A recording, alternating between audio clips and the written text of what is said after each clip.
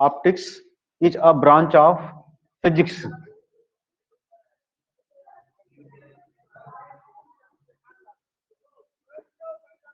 Optics is the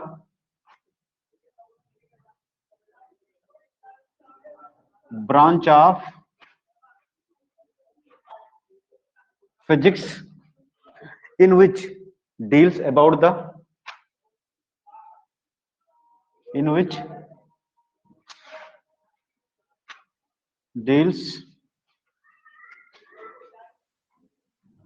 the light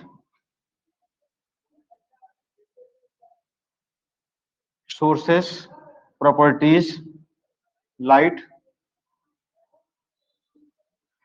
sources properties and its propagation and its propagation. ठीक है, मतलब light को भी पढ़ेंगे, उसके सोर्स, उसकी प्रॉपर्टी और कैसे ये प्रोपोगेट होती है। टाइप्स लिख लो, टाइप्स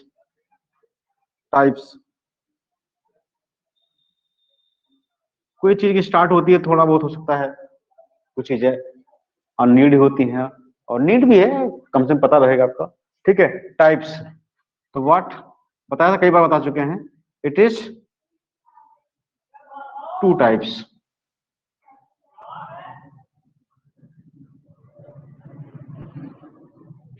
ठीक, 2 टाइप्स। व्हाट? ऑप्टिक्स 2 टाइप है ना। एक हमारा क्या है, ray optics,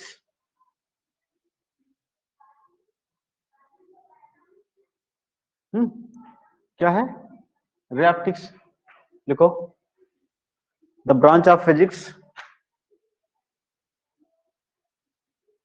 the branch of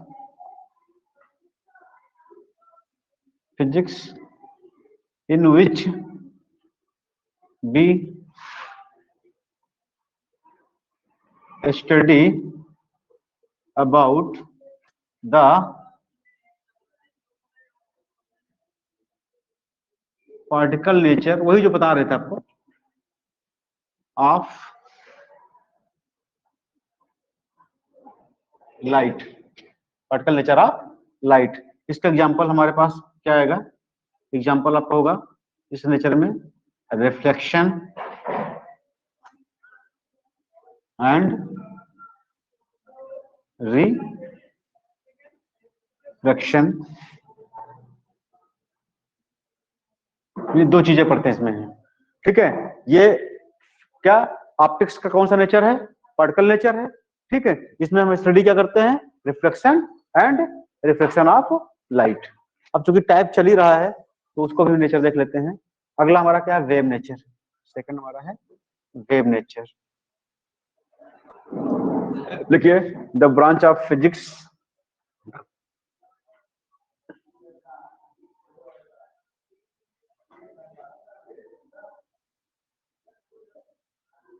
आप ऑप्टिक्स भी कर लीजिएगा, इन विच we study about the wave nature of light, wave nature of light। और वेव नेचर में क्या क्या स्टडी करते हैं, इंटरफेरेंस बताऊंगा आगे। अब बस आपको जस्ट यहां पर केवल एज ए हल्का सा इंट्रोडक्शन है। इंटरफेरेंस, ठीक है, डिफ्रैक्शन, सारी चीजें क्लियर करूंगा। डिफ्रैक्शन एंड पोलराइजेशन, पोलराइजेशन बहुत ही इंपॉर्टेंट टॉपिक्स है ये। हिंदी में इसको व्यतिकरण कहते हैं, इसको ध्रुवण कहते हैं, इसका मुझे पता नहीं क्या है, अजीब सा नाम है, याद नहीं होगा। ठीक है, तो ये है इंटरफेरेंस, डिफ्रैक्शन और पोलराइजेशन। ये वेव नेचर हम लोग पढ़ेंगे जब तो पढ़ेंगे। शुरू कर दिया हमने, स्टार्ट कर दिया है यहां से, आज से। ठीक है, इसको आपके सिलेबस में रिफ्लेक्शन है नहीं, रिमूव है, बता ही चुका पहले आपको मैं। रिफ्लेक्शन है, ठीक, थोड़ा बहुत हमने कल बताया था। आते हैं अब रिफ्लेक्शन पर आते हैं। ये रिफ्लेक्शन है तो मेनली है क्या चीज, एक कागज वगैरह, अच्छा वो जरा वो दे दो, वो कपड़ा दे दो।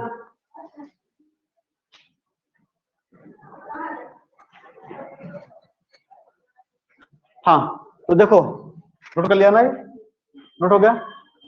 आइए देखिएगा, मेन टारगेट पर आते हैं। ये तो ऑप्टिक्स के ब्रांच हो गए। क्या हमें कहाँ पढ़ना है वो हो गया। ऑप्टिक्स है क्या चीज, मेनली स्टडी ऑफ लाइट, ठीक है। ब्रांच ऑफ फिजिक्स इन विच भी स्टडी अबाउट द लाइट, उसका उसकी क्या सोर्सेस है, उसकी प्रॉपर्टी और उसके प्रोपोगेशंस, जिसमें हम दो पढ़ेंगे, एक रे ऑप्टिक्स और एक हमारी क्या वेव ऑप्टिक्स। रे ऑप्टिक्स में हम क्या पढ़ते हैं, पार्टिकल नेचर ऑफ लाइट, और वेव में क्या पढ़ेंगे, वेव ऑप्टिक्स में वेव नेचर ऑफ लाइट। वो कैसे नेचर होगा वो जब आएगा तब बताएंगे। अब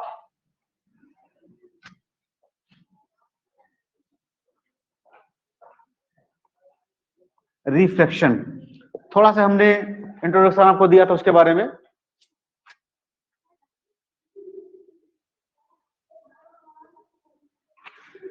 रिफ्लेक्शन ऑफ लाइट, ठीक है। रिफ्लेक्शन बेसिकली ये चूंकि हम लोग पढ़ के आए, नया है नहीं बेटा। देखिए रिफ्लेक्शन जो होता है, रिफ्लेक्शन, हम डिस्टर्ब हो रहे हैं तो यहां से बैठ जाओ, बैठना तो। हाँ, रिफ्लेक्शन ये 1 और 2 क्या है, एक तरह का, एक मीडियम ये हो गया, एक मीडियम ये हो गया। ये 1 मीडियम, ये 2 मीडियम्स हैं, ये सेकेंड मीडियम, ठीक है। यहां पर ये जो लाइन है ये 2 मीडियम को डिवाइड कर रही है, एक इधर हो गया और एक इधर हो गया, ठीक। अब क्या हुआ, एक ये जो आपको लाइन सेगमेंट है इसको हम नॉर्मल कहेंगे, ठीक है। ये हमारी क्या एक नॉर्मल लाइन हो गई, ये नॉर्मल हो गया। एक लाइट रेज कहीं से भी आई, ऐसे आई, ऐसे, और ऐसे आकर यहां पर इंसिडेंट हुई, ठीक है। अब देखिए लाइट का नेचर आपने पढ़ा, लाइट क्या चलती है, स्ट्रेट में चलती है। लाइट कहां चलती है, तो nature, according to nature of light इसको ऐसे जाना चाहिए था, ऐसे चलना चाहिए था, लेकिन ऐसे नहीं गई, ये थोड़ा सा ऐसे वेंड हो गई। या एक कंडीशन हो सकती है, मीडियम वही,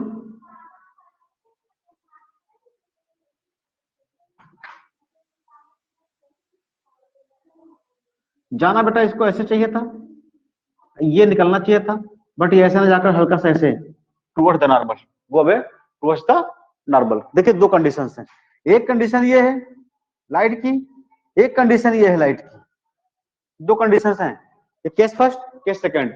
यहां लाइट आ रही है तो नॉर्मल की तरफ बेंड हो रही है, यहां लाइट आ रही है तो नॉर्मल से दूर जा रही है, दो कंडीशंस, ठीक है। इसको डिफाइन करना चाहें तो ऐसे कहेंगे, when light enter from one medium to an other medium it bends towards the normal or go away from the normal. This phenomena of light is known as the reflection of light. समझ रहे हैं ना, जब light एक, देखिए वहां क्या था, इंटर की तो उससे रिटर्न हो गई, बाउंस बैक, अगर बाउंस बैक की बात करें तो रिफ्लेक्शन हो गया।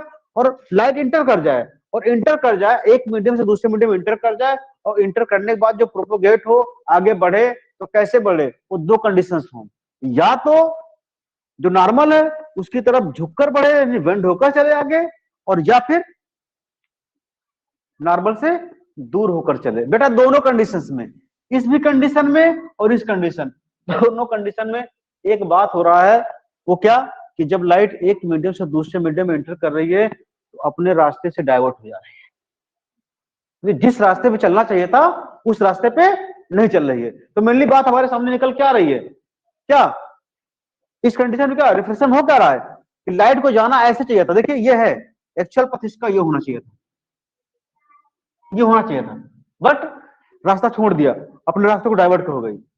अब डाइवर्ट होकर झुककर जा रही है कि आगे बढ़कर जा रही है वो तो बात की बात है, बट वो अपना रास्ता चेंज कर रही है, कर रही है चेंज, ठीक है। तो ये लाइट का जो फिनोमेना है यही हमारा क्या है, रिफ्लेक्शन ऑफ लाइट है। क्या समझ आ रही, ये क्लियर है? ये बिल्कुल बेसिक चीजें हैं, हम पीछे पढ़ के भी आए इसको, है देखिए, चूंकि सिलेबस में है तो पढ़ना तो है। ये क्लियर ना, क्या चीज रिफ्लेक्शन, लिख भी लीजिएगा, डालिए हेडिंग लिखिए, when light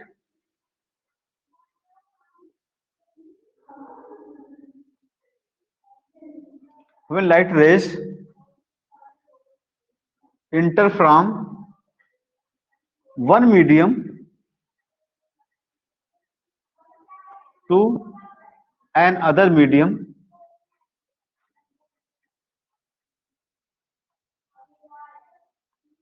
it bends towards the normal or go away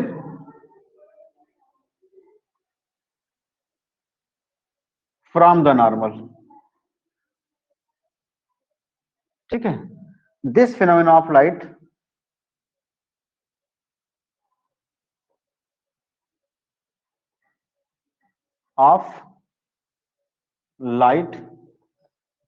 is known as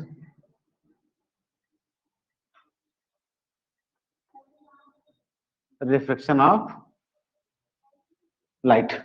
ठीक है, this phenomena of light is known as refraction of light। ये क्लियर है? दोनों फिगर बना लीजिएगा, दोनों फिगर क्लियर कर लीजिएगा, क्योंकि पूरी डिफिनेशन फिगर पर बेस्ड है ये।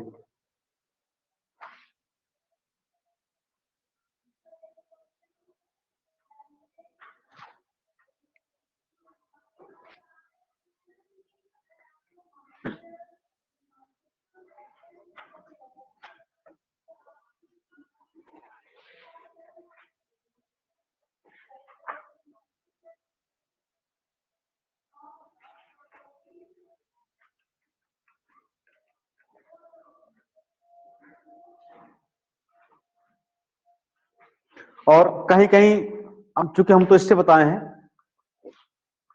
आप अपने अकॉर्डिंग कर सकते हो, bending of light when it goes from one medium to another medium is known as reflection of light. जो भी लिखना चाहो लिख सकते हो। मेरा मेनली जो टारगेट था, कंसेप्ट को आपको बताना था, मेन टारगेट ही हमारा है। तो आपने देखा, लाइट एक मीडियम से दूसरे मीडियम गई तो दो कंडीशन, या तो वेंड होगी या go away from the normal होगी। अब जब एक मीडियम से दूसरे मीडियम में, ये कब होगा और ये कब होगा, तो सुनिएगा, अगर हमारा ये मीडियम रेयरर है और ये हमारा डेंसर है, ये बेंड होगा। ठीक, यानी लाइट रेयरर से जब डेंसर में एंटर करेगी तो नॉर्मल की तरफ बेंड हो जाएगी। या ये मीडियम आपका डेंसर है और ये आपका रेयरर है, यानी डेंसर से रेयरर में एंटर करेगी तो क्या होगी, go away from the normal, यानी नॉर्मल से दूर हो जाएगी। दो कंडीशंस हैं। ठीक है, जब रेयरर से डेंसर में आएगी तो वेंट टुवर्ड द नॉर्मल होगा, और जब डेंसर से रेयरर में जाएगी तो go away from the normal होगा। अब रेयरर बता चुके हैं ना, रेयरर मीडियम बेटा वो होता है जहां मॉलिक्यूल दूर दूर होते हैं, जैसे आपका वैक्यूम है, एयर है, इसको हम रेयरर मानते हैं। डेंसर मीडियम वो होगा जहां पर हमारा क्या है, मॉलिक्यूल सटे हुए होते हैं, पास होते हैं। तो इसको अगर हम एयर मान लें, सारी बातें ही करते हैं, इसको एयर मान लें और इस वाले ग्लास मान लें, तो कहने का मतलब हमारा यह हुआ कि जब लाइट रेज एयर से ग्लास के अंदर एंटर करती है तो नॉर्मल की तरह हमारी क्या हो जाती है, बेंड हो जाती है। फिर एक काम देख लें, अगर इसको हम ग्लास ले लें और इसको एयर ले लें, मतलब क्या हुआ कि अगर ग्लास से जब बाहर निकलेगी तो नॉर्मल से दूर चली जाएगी। आप समझ रहे हैं ना इस बात को? यानी रेयरर यानी एयर से ग्लास में एंटर करेगी तो बेंड हो जाएगी नॉर्मल की तरफ, और जब ग्लास से बाहर फिर निकल के जाएगी तो क्या हो जाएगी, ये कंडीशन आ जाएगी। ये आना बहुत जरूरी है क्योंकि आगे बहुत चीजें इन पे बेस्ड है। ठीक है, तो टोटल इंटरनल रिफ्लेक्शन पढ़ेंगे वो इस पर बहुत चीजें, बहुत सारे फिनोमेनाज हैं जो इसी बेस्ड पर हमारे। ठीक, इसलिए आना बहुत जरूरी है। ऐसे ही नॉलेज को ऐसे ही नोट कर लीजिएगा, आपको पता लगेगा कि हाँ एयर से जाएगी ग्लास में तब क्या होगा, ग्लास से जाएगी तो क्या होगा। ठीक है, नोट कर लीजिए इसको।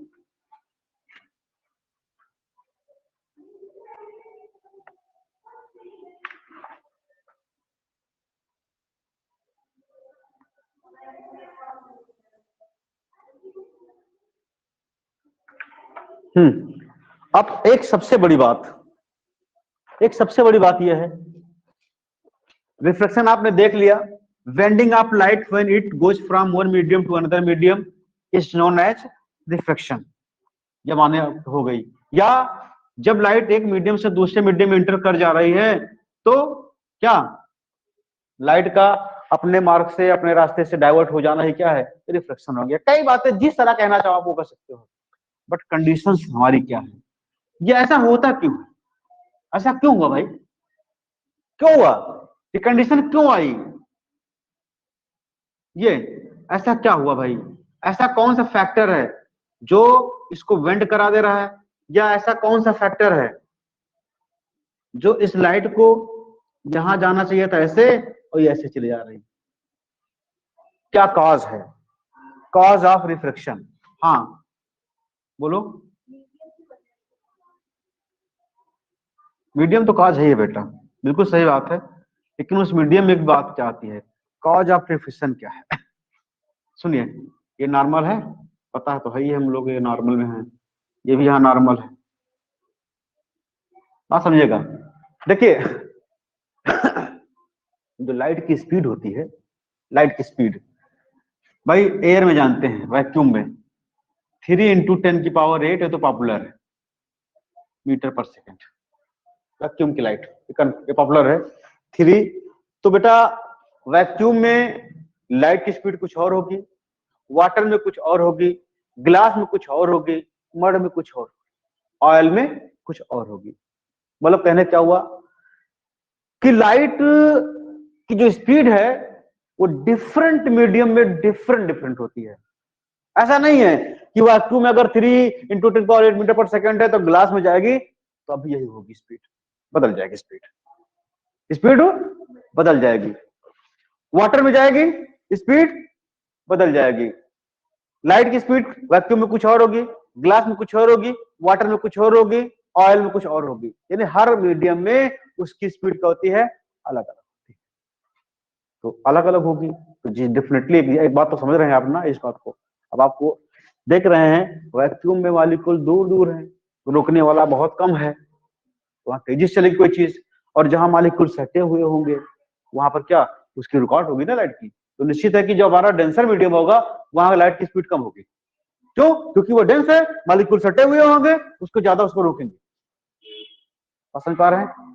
मेनली बात ये है, बस इतनी, इसका काज जो है इतना ही है, कह दीजिएगा the speed of light in different medium is different, due to this reason reflection is occurs. समझ रहे हैं ना, समझ पा रहे हैं ना? ठीक है, क्या लिख लो, लिखो the speed of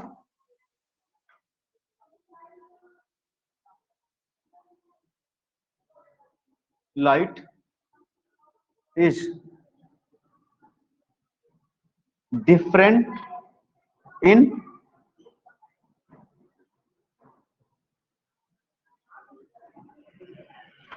different medium, अलग मीडियम है तो उनकी स्पीड ऑफ लाइट क्या होगी, अलग अलग होगी। इसीलिए बेटा इसको जाना ऐसे था, समझेगा वो बात को समझेगा, या मान लिया हमारा रेयरर है तो पता लग गया रेयरर है क्योंकि बेंड हो रही लाइट है ना, ये हमारा डेंसर होगा, ठीक, ये हमारा डेंसर है और ये हमारा क्या है, रेयरर है।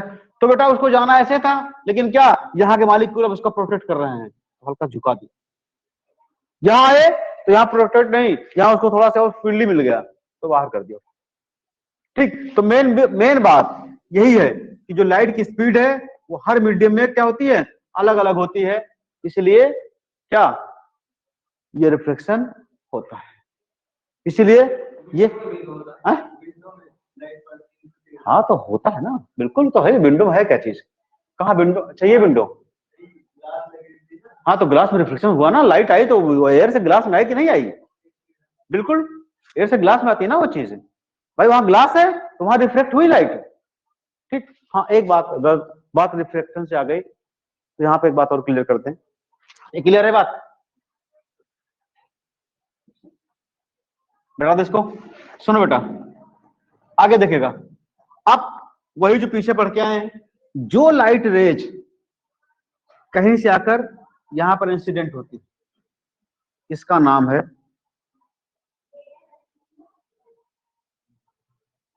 Incident ray. क्या नाम है?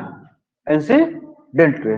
और जो लाइट रेज इंसिडेंट होकर नीचे आ गई, डाइवर्ट हो गई या आगे चली गई या झुक गई, तो इसे कहते हैं रिफ्रैक्टेड रे। क्या बोलेंगे इसको बेटा हम? Reflected ray. यहां देखिएगा, ये नॉर्मल है, ये रेज है, इसके बीच कुछ ना कुछ इंक्लिनेशन है, कोई ना कोई एंगल है। ठीक है, ये एंगल हमारा आई है, यानी इस एंगल को क्या कहेंगे हम? Angle of incidence. और इसको हम आई से रिप्रेजेंट करेंगे।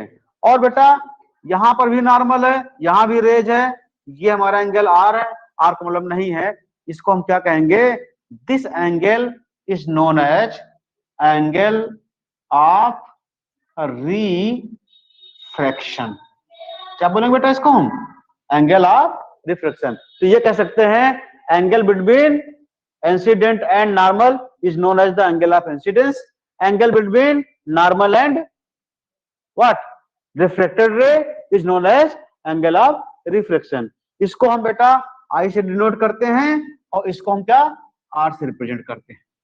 इसको भी आप नोट कर लीजिएगा, लिख लीजिएगा, काम करते हैं।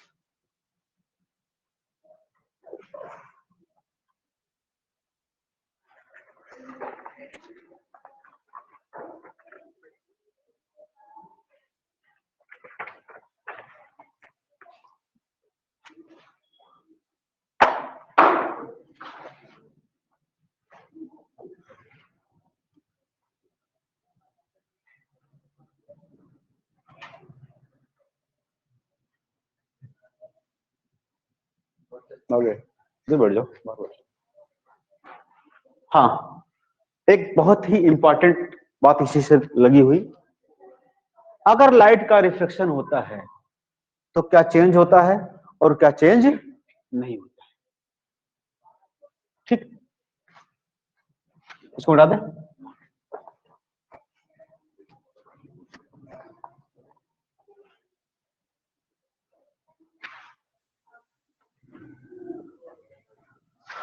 एक विशेष नोट के तहत लिख लीजिएगा, सुनिएगा। ड्यूरिंग रिफ्लेक्शन, ड्यूरिंग रिफ्लेक्शन क्या क्या? स्पीड, वेवलेंथ और स्पीड, वेवलेंथ, ठीक है, ये चेंज होंगे। क्या चेंज होगा? स्पीड चेंज होगी, वेवलेंथ चेंज होगा, लेकिन एक चीज नहीं चेंज होती, फ्रीक्वेंसी चेंज नहीं होती है। ठीक है, during reflection speed and wavelength are change, but frequency is invariant। वही हुआ, मतलब नो चेंज, इनवेरिएंट। ठीक, तो दो चीजें मिली, यानी क्या? स्पीड भी बदलती है, उसकी वेवलेंथ भी बदलती है, लेकिन फ्रीक्वेंसी वही रहती है। लाइट की फ्रीक्वेंसी मीडियम चाहे जो हो वो चेंज नहीं होती है। यहाँ से आपका कोई छोटा क्वेश्चन बन सकता है या ऑप्शनल बन सकता है, तो ऑप्शनल काम तो खत्म हो गया है, ये छोटा क्वेश्चन हो सकता है, बट आपके नॉलेज के लिए आपको होना चाहिए। तो क्या देखा? कांच की बात करें तो कांच का सबसे सिस्टम यही है कि उसकी हर मीडियम की जो स्पीड होती है लाइट की वो अलग अलग होती है। ठीक है, इसलिए हमारा क्या होता है? रिफ्लेक्शन होता है। कांच की बात ये हो गई। दूसरी बात, रिफ्लेक्शन में क्या ये और ये तो बदलेगा, यानी स्पीड बदलेगी और क्या? वेवलेंथ बदलेगा, लेकिन उसकी फ्रीक्वेंसी क्या होगी? वो इनवेरिएंट है, वो चेंज नहीं होगी। क्लियर? कोई दिक्कत? आइए आगे देखिएगा। लॉज ऑफ रिफ्लेक्शन, नोट कर लिया इसको? नोट हो गया ना? कोई दिक्कत नहीं किसी को?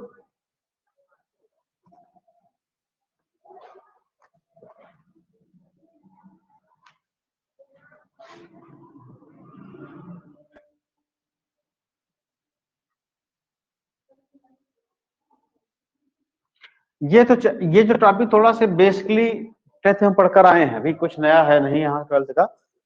10th में पढ़कर आए हम लोग, तो अभी लग रहा होगा कि सारे सर पता नहीं क्या पढ़ा रहे हैं, ये तो सब पीछे पढ़ा हुआ है, लेकिन है आपके सिलेबस में, इसलिए पढ़ा रहे हैं। ठीक,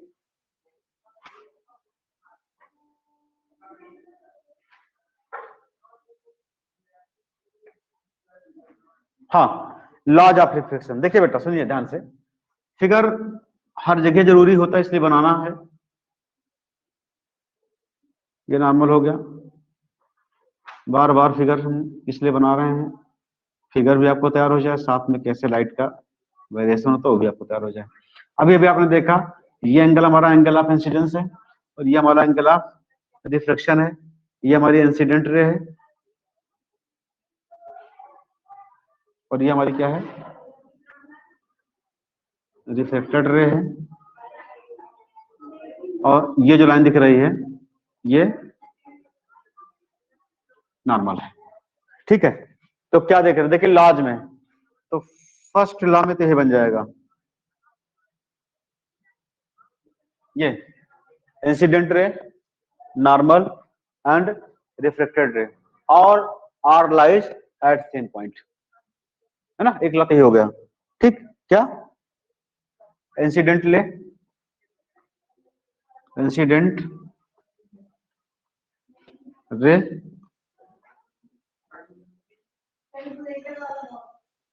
reflected ray and normal, all are lies at same point.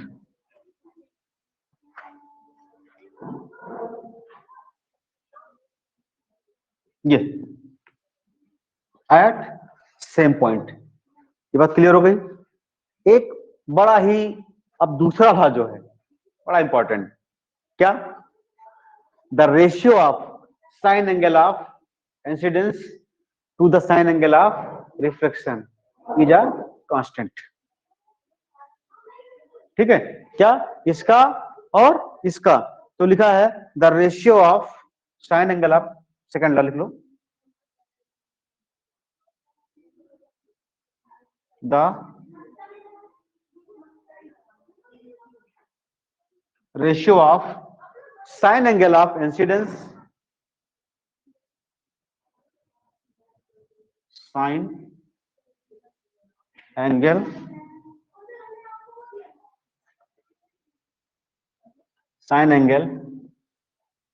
Of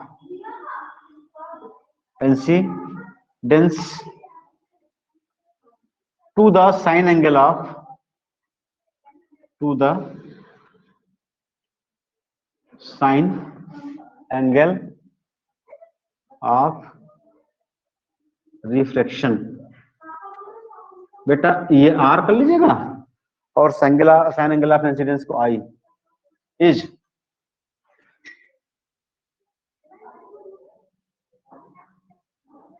constant, is constant.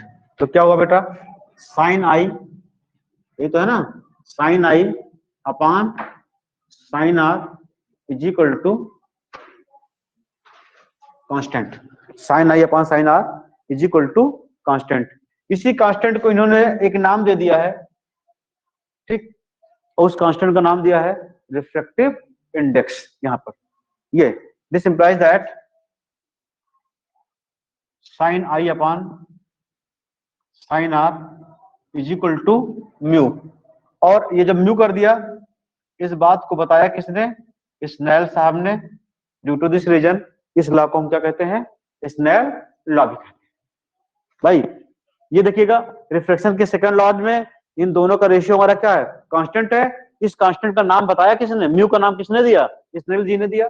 और इस म्यू का नाम क्या बताया कि म्यू जो है वो क्या है, refractive index, where in mu जो हमारा क्या है, रिफ्रैक्टिव इंडेक्स। ठीक है, ये हमारा क्या है, रिफ्रैक्टिव इंडेक्स है। तो कभी कभी अगर स्नेल लॉ किसी नाम से आ जाए तब भी वही सेकंड लॉ ही, कुछ और नहीं है। ये भी हम लोग पीछे ही पढ़े हैं, कोई नई बात है ऐसा नहीं है। ये क्लियर है, हाँ।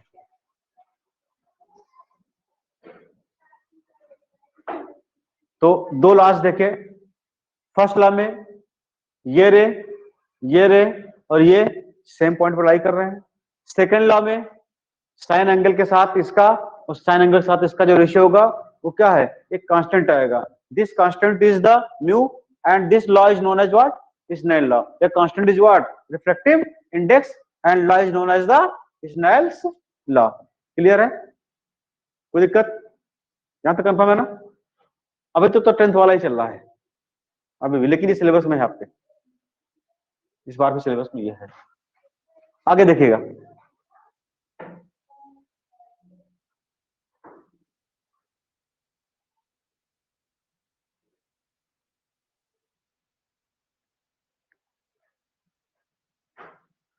हाँ अब बात छिड़ गई रिफ्रैक्टिव इंडेक्स की। ये है क्या चीज, यहां से कहेंगे, अगर इस जगह हम बताएंगे तो ये कह सकते हैं इनके sign angle of incidence, sine angle of reflection के रेशियो को हम क्या, रिफ्रैक्टिव इंडेक्स कह सकते हैं।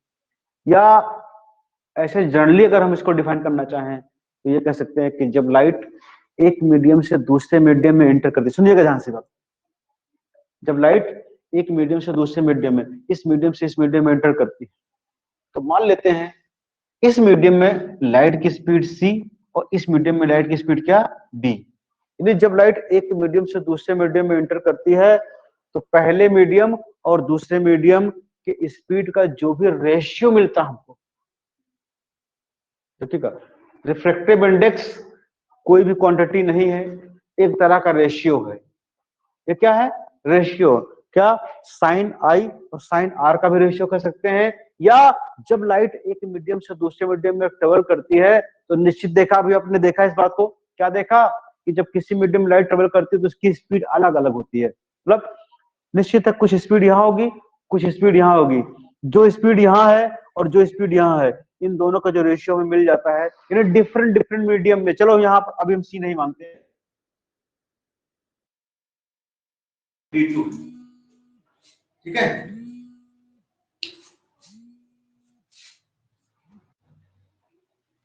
यहाँ पर स्पीड हमारी क्या है, D1 है, यहाँ पर हमारी क्या है, D2। इन दोनों का रेशियो जो मिला, यदि क्या, D1 अपान D2। ये कह लीजिएगा कितनी स्पीड से यहाँ जा रहे हैं, कितनी स्पीड से यहाँ जा रहे हैं, इनका जो हमको फ्रैक्शन मिलता है वो तरह क्या है, रिफ्रैक्टिव। क्लियर है बात? हाँ, तो लिख भी लीजिएगा, अभी याद रखने की बात भूलने वाली बात है। Refractive index when light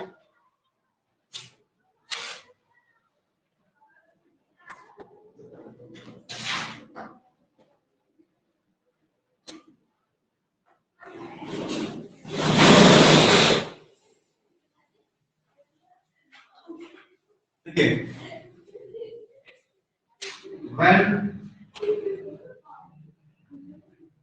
light enter from one medium to another, then the ratio of speed of light from one medium to an other medium is called what? Refractive index. Refractive index. तो क्या होगा बेटा, mu is equal to क्या हो सकता है, d1 upon d2, ठीक है, d1 अपॉन d2। ये कहीं कहीं म्यू लिखा होता है, कहीं लिख देता हूं 1 और 2 लिखा होता है, ये refractive index from one medium to another. ठीक, अब पहुंच रहे हम लोग स्पीड का रेशियो में, क्या है, लाइट की किसकी स्पीड का रेशियो, यहां जा रही है, इससे यहां जा रही है, उसका जो रेशियो मिलता है हमारा क्या है, इस तरह का रिफ्रैक्टिव इंडेक्स। ठीक है, अच्छा, अगर ये रेशियो गुण हो जाता तो क्या होता है? ये रेशियो अगर गुण हो जाता तो क्या होता है? यदि दो गुण होने का मतलब क्या? कि दोनों सेम मीडियम हो गए ना, ये दोनों होगा भाई। स्पीड अगर सेम चल हो रही दोनों का तो मतलब क्या? मीडियम दोनों की सेम है, ठीक है। इसका मतलब क्या?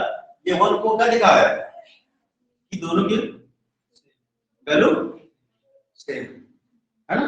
ये तो यहाँ से बातें कर सकते हैं। अगर इसकी वैल्यू क्या हो जाए, एक से ज्यादा हो जाएगी तो पहली वैल्यू ज्यादा है दूसरी कम है।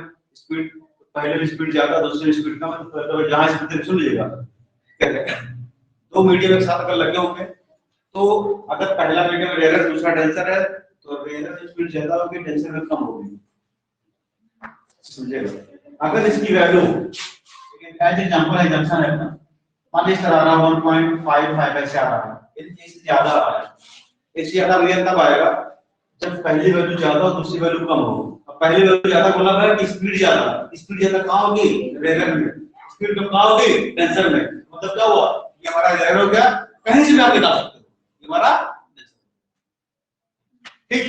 यही चीज कहीं अगर ऐसा आ जाता है, एक मतलब एक हमारा जंक्शन जरूरी थोड़ी की वैल्यू हो, हम एक बात बता रहे हैं आपको।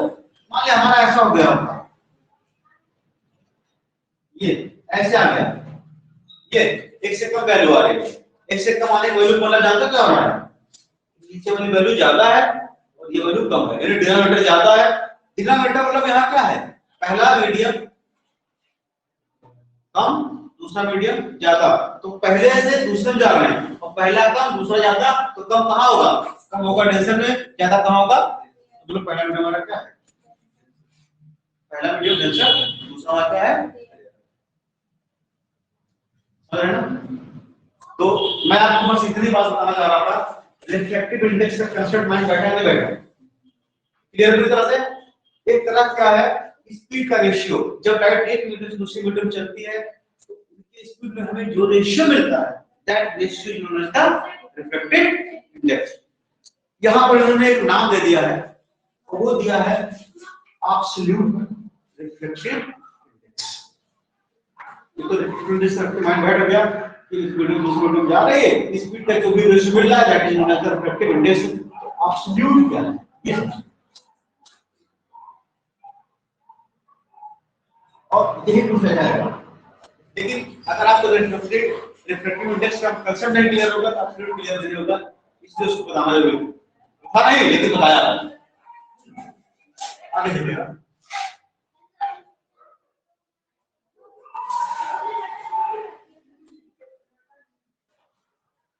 एब्सोल्यूट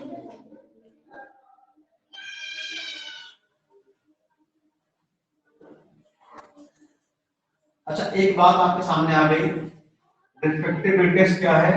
एक तरह का लाइट की स्पीड का रेशियो है, लेकिन कौन सी स्पीड? जब लाइट एक मीडियम से दूसरे मीडियम में इंटर करती है तो पहले मीडियम में कितनी स्पीड है, दूसरे मीडियम में कितनी स्पीड है, इन दोनों का जो रेशियो मिलता है that is known as the reflective index. ये चीज बेटा ये कुछ और नहीं है, बात ये है अगर हम मान लें कि पहला मीडियम हमारा vacuum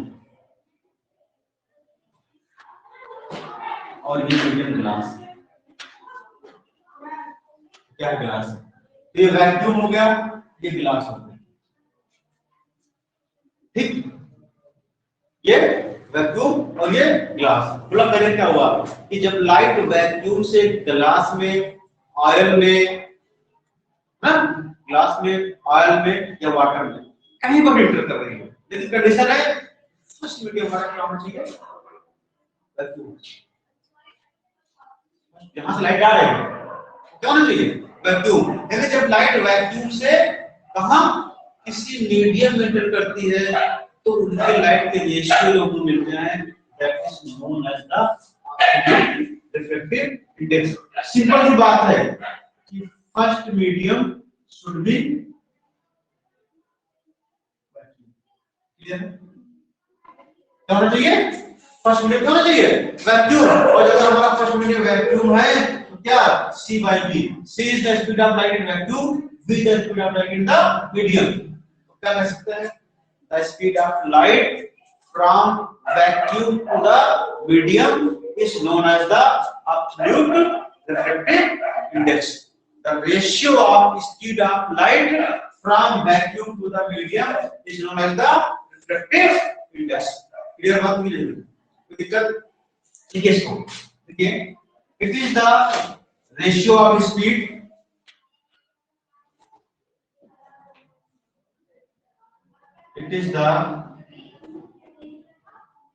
ratio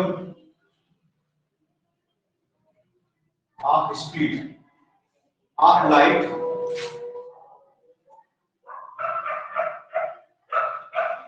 in air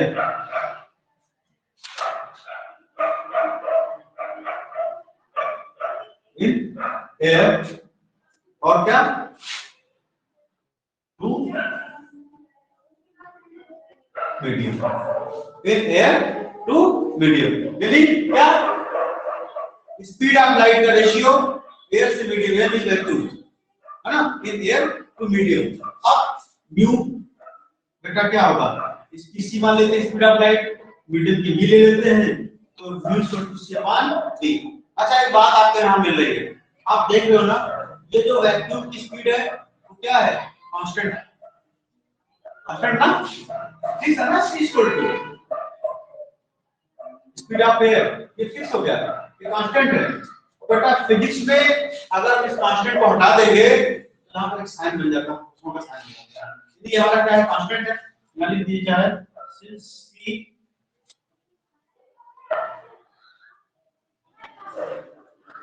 constant हो गया. अब ये कांस्टेंट हो गया, देन व्हाट, म्यू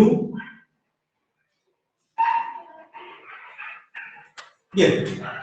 अब हुआ क्या भैया, उल्टा हिसाब, mu is inversely proportional to v with refractive index क्या, speed of light in medium का रेसिप्रोकल. ठीक है, क्या हो गया, रेसिप्रोकल हो गया. रेसिप्रोकल मतलब ये हुआ, इसके इंक्रीज होने से ये डिक्रीज होगा, इसके डिक्रीज होने से ये इंक्रीज होगा. तो क्वेश्चन यहाँ पे ऐसा रहता है, ठीक, more speed less refractive index, less speed more refractive, यानी जिसको अगर ये बढ़ गया ये घट जाएगा, ये घट गया क्या होगा, बढ़ जाएगा. तो लिख लीजिएगा ग्रेटर RI रिफ्रैक्टिव इंडेक्स.